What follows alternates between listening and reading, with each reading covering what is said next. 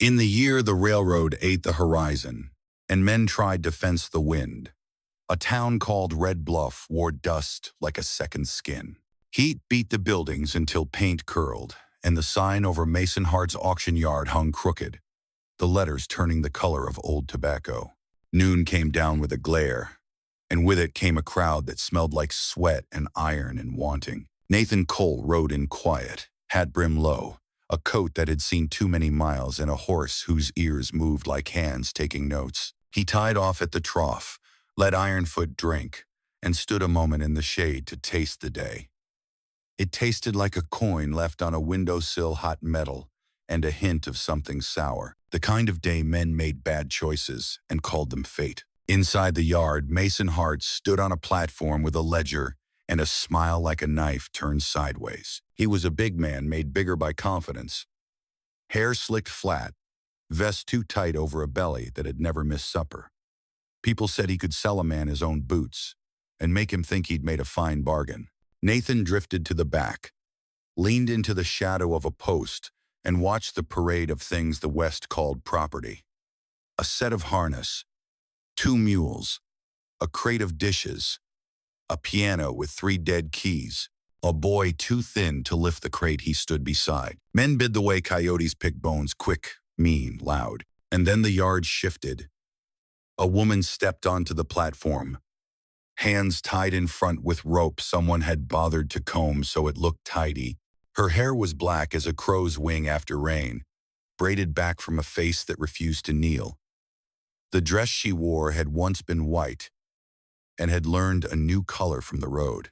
She carried herself as if she owned a place the rest of them couldn't see. Mason Hart lifted his hands, and the yard went still in the way of places that sense a show coming. Ladies and gentlemen, he sang though there were no ladies here, and only a few men who'd answer to gentlemen. We have ourselves a rare kind of lot, Apache stock, prime age, sound in every limb, quick on her feet, strong as a mule and twice as smart if you put her to it. He laughed. A few in the crowd joined, the way people laugh to make distance from their own unease. The woman did not look at Hart. She looked at the sky where vultures circled lazy, as if the day belonged to them. When she did lower her eyes, Nathan caught them for a breath. They were not pleading eyes. They were eyes that had watched fire and lived and were making a list of what to do next. "What's her name?" someone called. Hart smiled wider. "Name? Names are for men and dogs. You can call her anything you like once you put your brand on her." Quote, "She has a name," Nathan said, voice low and even. He didn't raise it. He didn't need to. Sound carried in rooms where dignity had been insulted. Hart turned, found the source under the brim. "You planning to buy the right to ask it?" he asked easy. Nathan's hand flexed once on the rail. Ironfoot's ears turned toward the voice, like he wanted to be sure. "Maybe I am," Nathan said. Mason laughed again, light as chaff. "We'll start at $30. Add." The yard went noisy, hands up, numbers tossed like dice. Nathan watched the woman. Her shoulders were set like a door braced against a storm. He counted the bids by the tilt of Hart's head. Let the numbers climb the way prairie fire climbs dry grass. 70. A rancher called, face red with heat and drink. 80 came another. 90. Hunut. The air shook a little. $100 would buy a man a year of bad luck fixed right or 2 good horses in the open road. Hart lifted his hands, preparing his flourish. 200, Nathan said. Silence fell so fast, the dust seemed to hang in place, surprised. Hart blinked, recalibrated his smile. We do love enthusiasm, he said. Do we have 220? 210? Shoes scuffed. Eyes measured Nathan's pockets. One man scratched his jaw, doing arithmetic and getting angry at the result. Nobody spoke. Sold, Hart said, savoring the word like butter on bread. His gavel tapped the post. Payment in full. Nathan stepped forward. He slid a weighted pouch onto the plank, a dull thud that said this man had worked for those coins and minded parting with them. Hart's hand never touched the money without loving it first. He counted quick and twice, then turned to his assistant.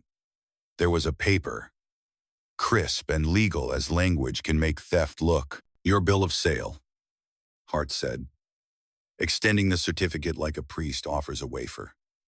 Nathan did not take it. He looked at the woman. "What's your name?" he asked. She met him level. Her mouth wanted to be a sneer at the world and refused. "Ayana," she said. The syllables carried a piece of the high country with them, the snap of pine in winter, the hiss of summer snakes. Not a name to be owned. A name to be said correctly, or not at all. Nathan reached then not for paper.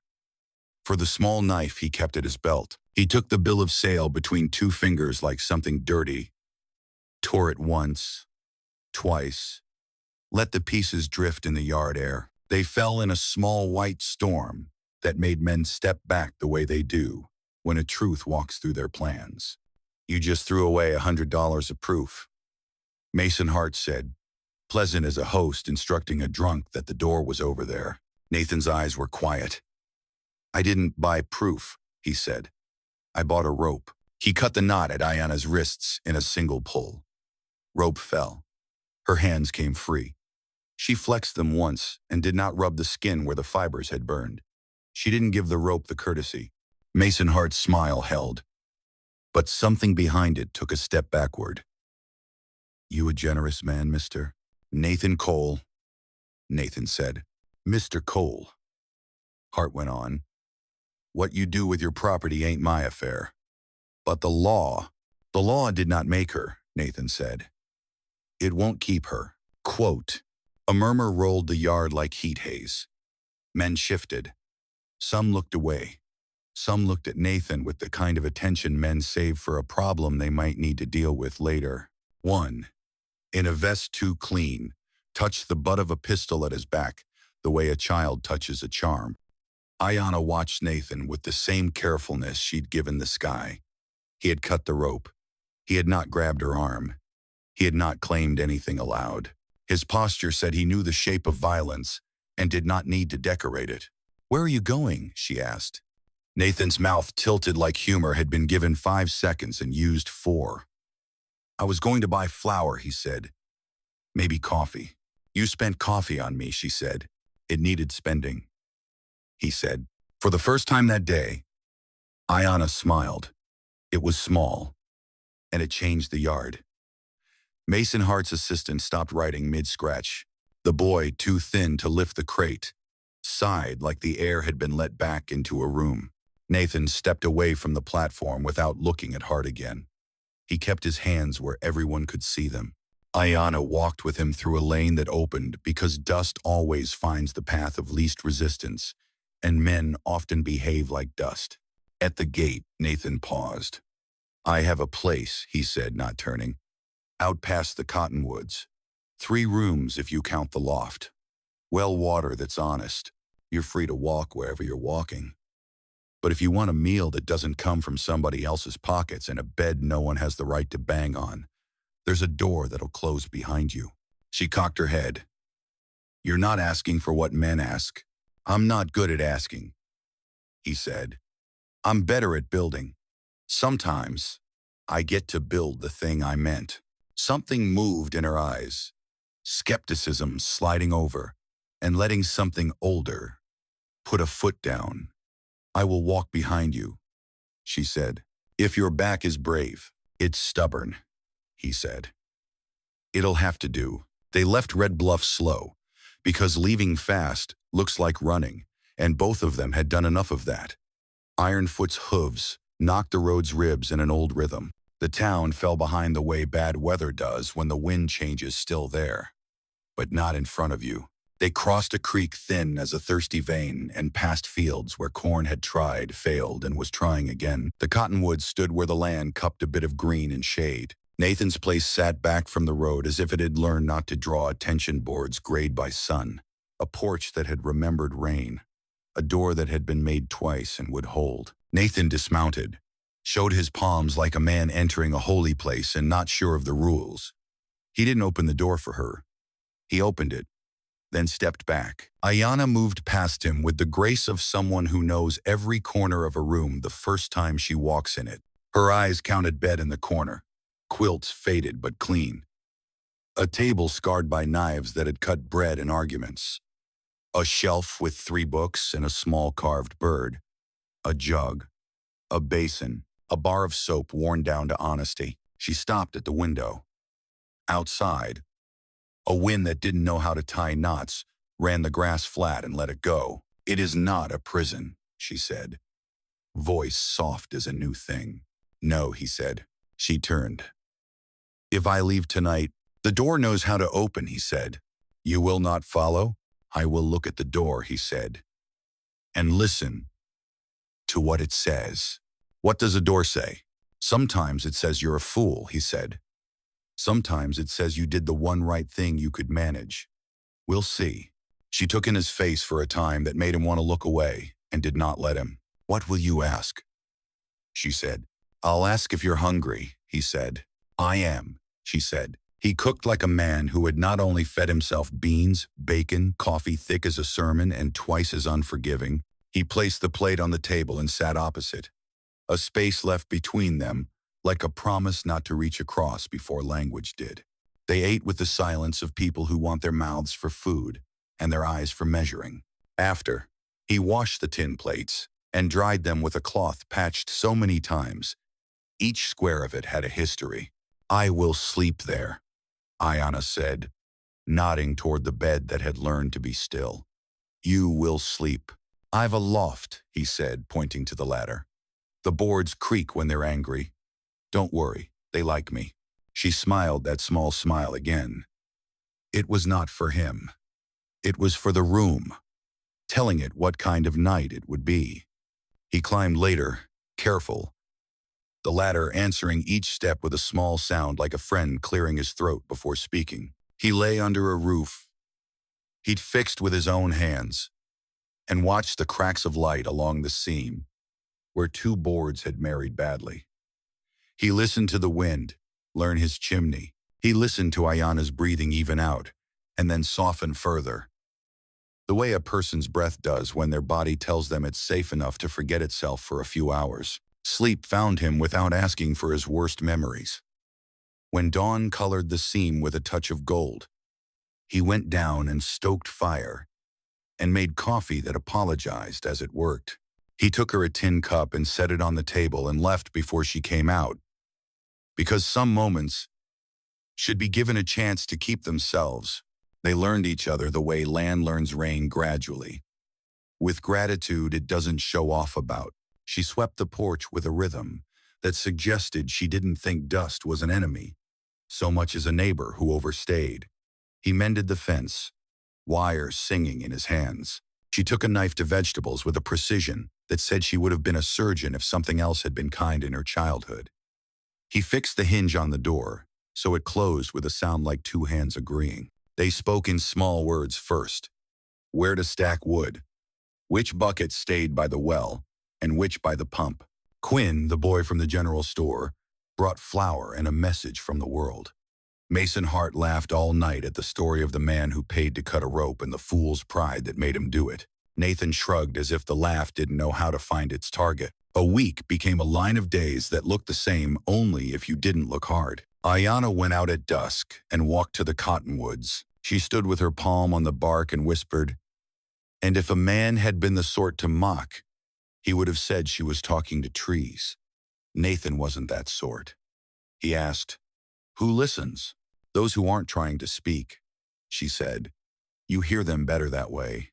He nodded, like a thought had been put somewhere he could find it later. Red Bluff noticed, the West is a place where a man can ride 100 miles and never meet anyone, and also a place where a town of 50 knows who bought their nails by noon. Men came to see. Some came with kindness, wrapped in curiosity, carrying jars of preserves and words that said, "We are glad for any good thing that happens to anyone within 10 miles of our church." Some came with opinions they loaned out as questions. "She staying long? You hire her? You planning to make it respectable?" Nathan took those the way a man takes hail on the shoulder, head down, trusting the cloud would tire. Ayana took them with a face like a calm field. The blows fell and didn't bruise. One night, when the sky had the kind of stars that make men sentimental and ashamed of it, Nathan sat on the step and tuned a harmonica to a song that hadn't learned its name. Ayana came out with a bowl and 2 spoons and a small joy in her hand that smelled like late summer. They ate on either side of a silence that felt like a decision already made, like a bridge people are walking across without looking down. "Why do you fix things?" she asked finally. "Because breaking comes easy," he said. "Someone has to stand in the way of the easy parts." She traced the rim of the bowl with one finger, eyes on the horizon. "There is a word in my people's talking," she said, and said it softly, something round and full. "It means to take what is damaged and sing to it so that it remembers its shape." He looked at his hands, at the scars like small maps written in a hurry. "I don't sing well," he said. "Then you listen," she said. "Listening is a kind of singing." He tried.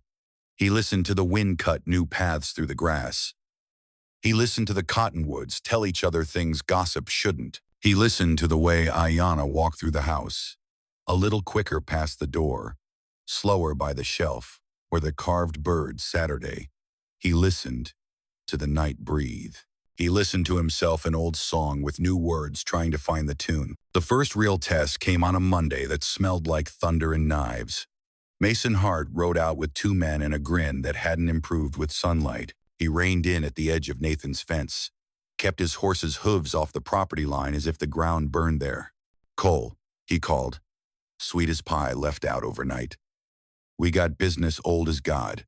Nathan stood up slow, wiped his palms on his trousers out of habit more than need, and walked to the fence. He didn't lean on it. Leaning looks casual. He wasn't that. Hart lifted his chin at Ayana, who stood with a cloth in her hands, the cloth doing more work than needed to look like work. "I sold a piece of paper. You tore it. That kind of theater plays in a town big enough to have folks who will clap. Out here, the law is the part of a man that can count. You paid money. I didn't take it back. My conscience is clean." He smiled like a man who had never met his conscience. "But the sheriff gets a say when it comes to disputes. The sheriff says, 'You and I are settling something because you like settling,'" Nathan said, cutting gently.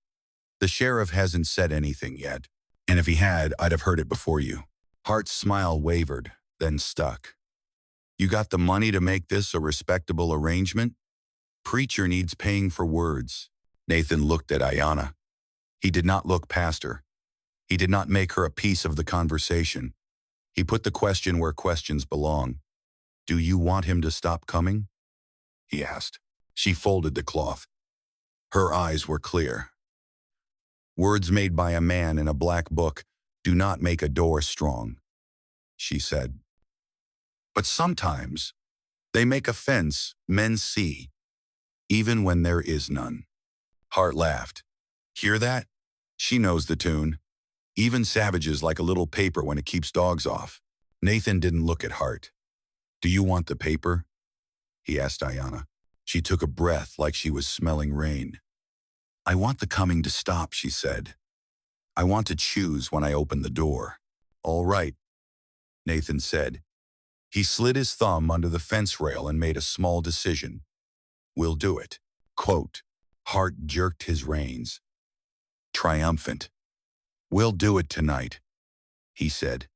"The preacher's easier when it's dark." "Not tonight," Nathan said. And the words were granted. Saturday. When the town can look at itself and decide what island you come then, and you bring your ledger and your laughter. We'll see if they put their names on your smile. Hart stared long enough that the horse danced under him, feeling the weight of a man's pride. "Saturday then," he said. "Wear something that forgives dust." He rode away. The men with him tried to look like they weren't relief wearing boots. Nathan turned to Ayana. "If Saturday comes and you don't want it, I will tell you," she said. He nodded. "And if Saturday comes and you do, I will tell them," she said. He looked at her hands, now free, now busy with a cloth, that had become a flag of sorts. "Do you want anything from the store?" he asked. "Sugar," she said. "For the coffee you said was honest." Saturday grew like a cloud that knows its own mind. Red Bluff woke early, as if sleep had become dangerous.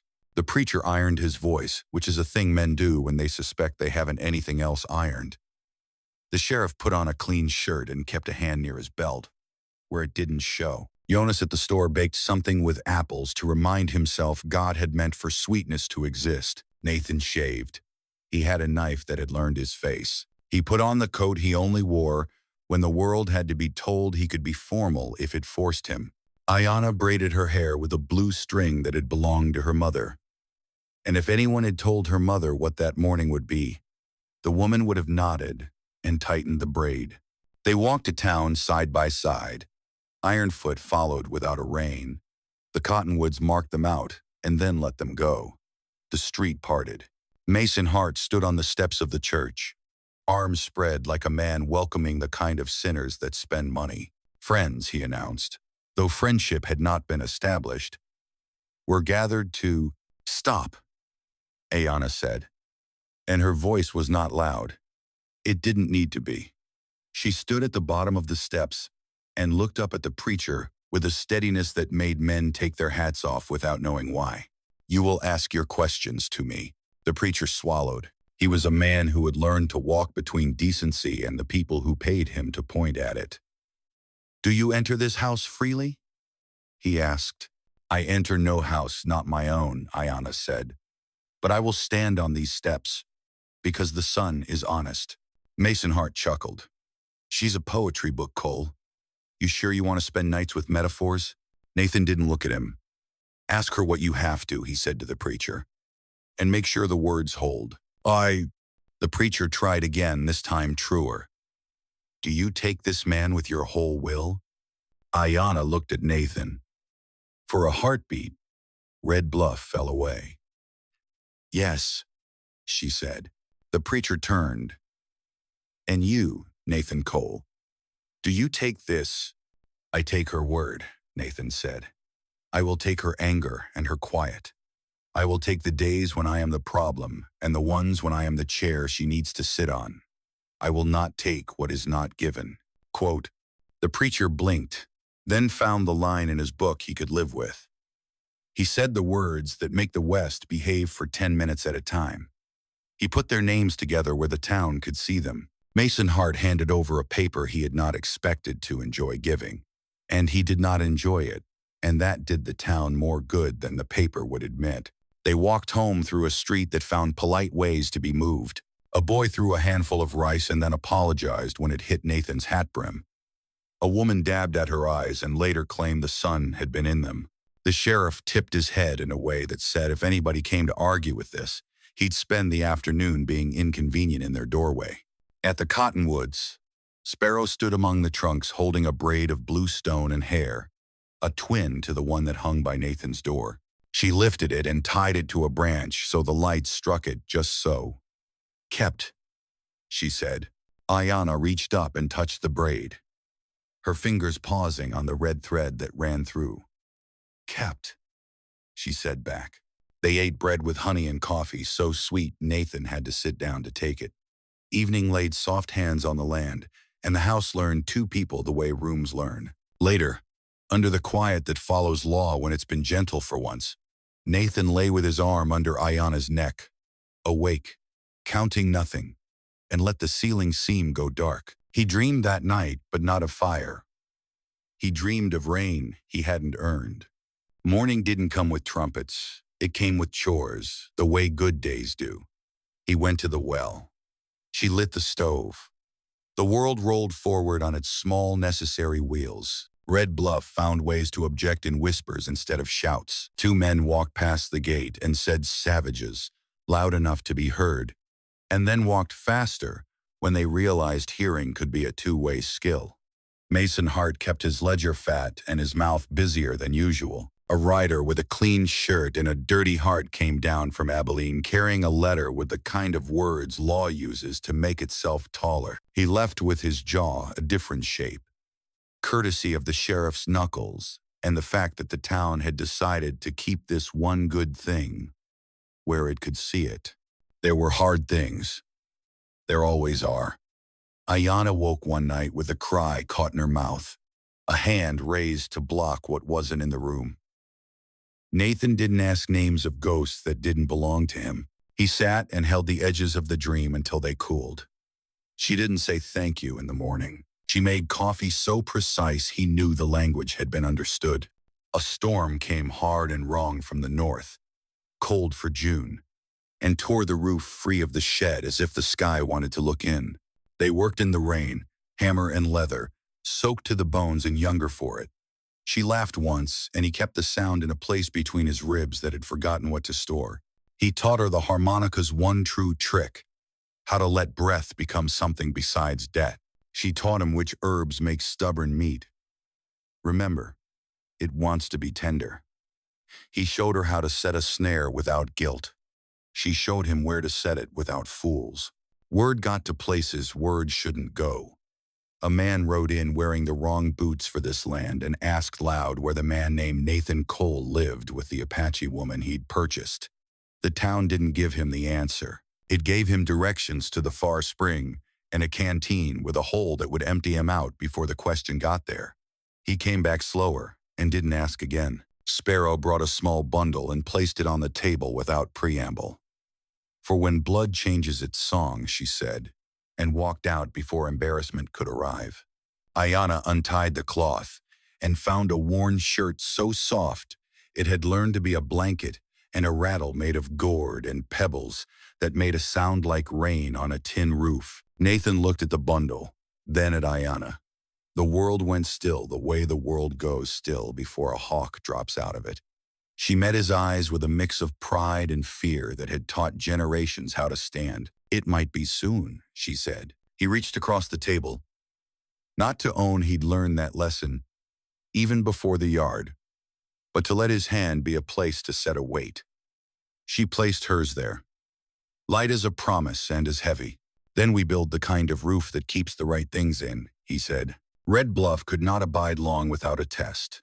Tests came as they always do: one man's jealousy, another's hunger, a third man's belief that money is the same as bravery. But the day before the worst of it, in the cool hour when the ground exhales and men find they can breathe easier for free, Nathan came around the corner of the house and stopped. Ayana stood with her palm on the cottonwood. Her mouth moved. The tree did not answer, in words a man could repeat, but it answered. The leaves told each other something that wasn't wind. And the braid caught a shaft of leftover sun and threw it back like a blade a good man has kept clean. Nathan lifted his hand, put it next to hers on the bark. He didn't pretend to know the language. He just stood. After a while, she took his fingers and threaded them with hers. Two hands and a tree and a piece of sky got introduced to each other and agreed to try. That was the day before men came with torches and papers and strong opinions and the kind of certainty that mistakes itself for courage. But the cottonwoods had heard the promise, and the house had, and the road had roads listen better than people give them credit for. And when the heat arrived, the town remembered the fence you can't see and chose to honor it. Nathan and Ayana walked through the fire that night without burning. Not because the flames weren't real, but because two people had decided to keep a thing the world likes to sell. By dawn, there was ash in the yard, and a fresh nail in the door, and coffee that apologized for everything it couldn't fix. They sat with their shoulders touching and the kind of quiet between them that turns into names you give to children. The wind shifted. It carried the smell of rain again, this time belonging to clouds that meant it. Somewhere south, a train called out, and the call sounded like it would keep going whether anyone answered or not. Somewhere north, a coyote laughed at a joke it had told itself. Somewhere west, men who had not learned the word enough saddled up for another try. At owning what doesn't stay, Nathan brushed a strand of hair from Ayana's cheek. "We'll keep it," he said. She nodded. "We will keep it." The door breathed in and out with the house. The braid moved in light that had learned their names. Ironfoot flicked an ear at a fly and chose not to kick. Choosing matters. The cottonwood remembered, the way old things do when you treat them like they're allowed to. There wasn't an ending. There never is. Not the kind that deserves the name.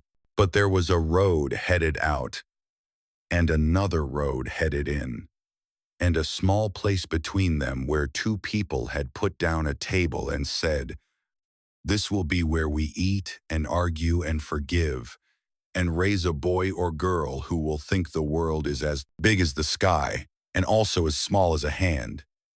And both will be true. And that's a kind of victory the West can't auction off, no matter how good the patter sounds at noon.